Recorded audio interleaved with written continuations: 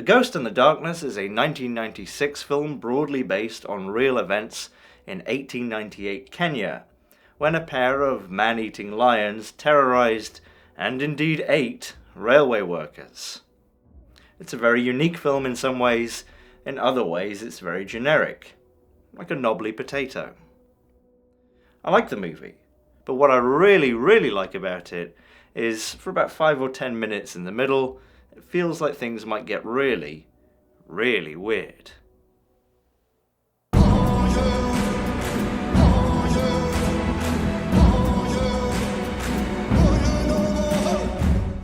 So, Val Kilmer plays John Henry Patterson, an Irish engineer born to bridge, who is sent to East Africa by his new employer, mustache twizzler and railway baron Richard Beaumont, played by Tom Wilkinson.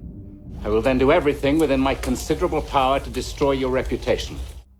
Patterson ends up at Savo, where the only other person with any gumption in camp, Samuel, played by John Kani, has to, with Patterson, deal with ethnic and religious rivalries, a very muddy river, hot weather, all of that. Does speak English, and very poor French.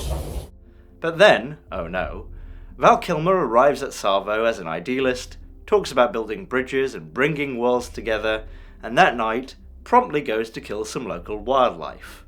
I mean, seriously, that night, he doesn't even go to bed. Someone gets savaged by a lion and the story proper begins. How can Val Kilmer finish his bridge on time and sacrifice as few of his terrified workers as possible?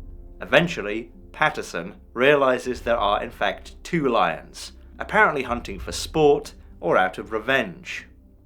So, it's a man versus wild type deal, and while it's not bad, in fact, while it's not noteworthy cinema, I do really like it, it's pretty straightforward. Val Kilmer is convincing as a thoughtful engineer.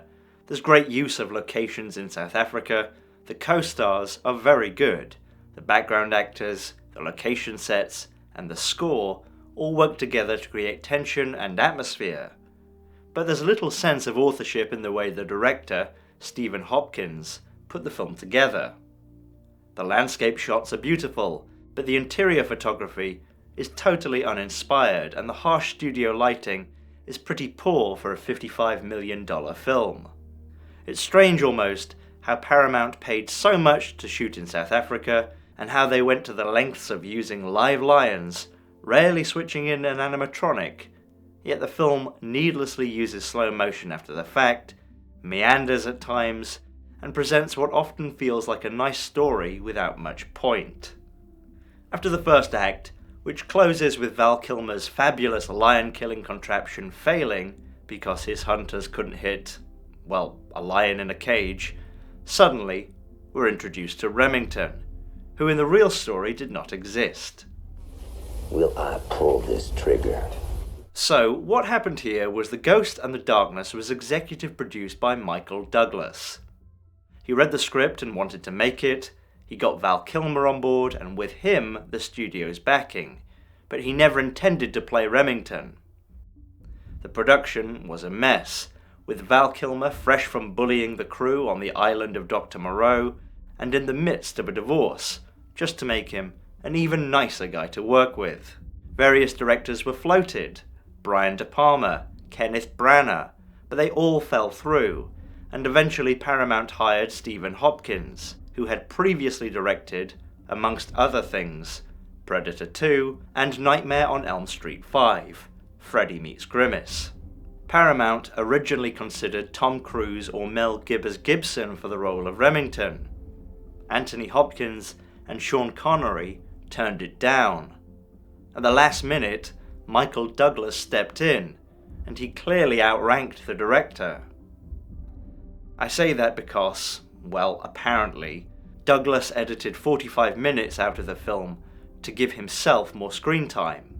But in fairness, another 45 minutes would have made the movie near 3 hours long, and it doesn't need to be that. But more apparently, Douglas just had fun with the role. Hopkins later called the shoot a nightmare, and sourceless rumours suggest Douglas and Hopkins didn't like each other very much, but I can't make up my mind if Douglas stepped in and played Remington in the way he did because he thought it would work, or because it was a last-minute thing, and why not just have fun with it? The railway boss is a bit cliched and over the top, but mostly the characters in The Ghost and the Darkness are down to earth. They might not all be incredibly deep, but they feel believable. They're certainly not wacky. And then, suddenly, while everyone is acting like they're in The English Patient, Douglas's Remington arrives and acts more like he's in Indiana Jones. And again, Michael Douglas made this movie happen. The zaniness peters out, and I like the film even disregarding that, but for a few minutes after Douglas arrives, the film promises, or threatens, to go absolutely bananas. This moment here might be one of my all-time favourite 7 seconds in a Hollywood film. Why did they cut away before the kiss?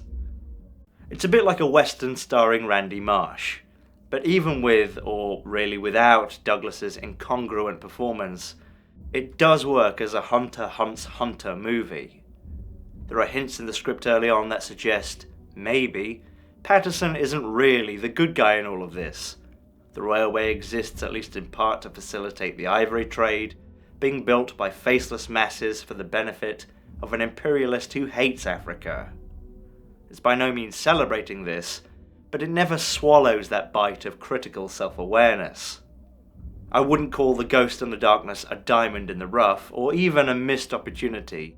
It does some key things well, mostly portraying Tsavo as both beautiful, dangerous, and the realm of the wild, not man.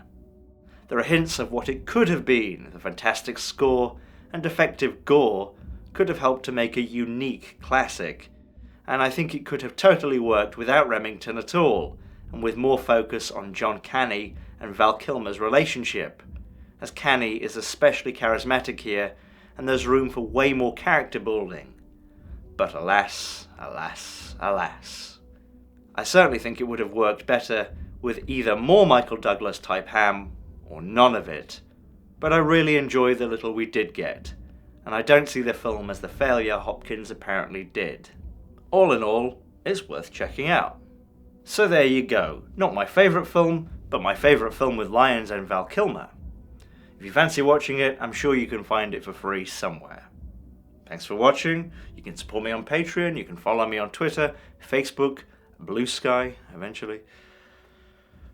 Again, thank you very much. Take care. Goodbye. Watch your back. There's lions out there, 2 of them.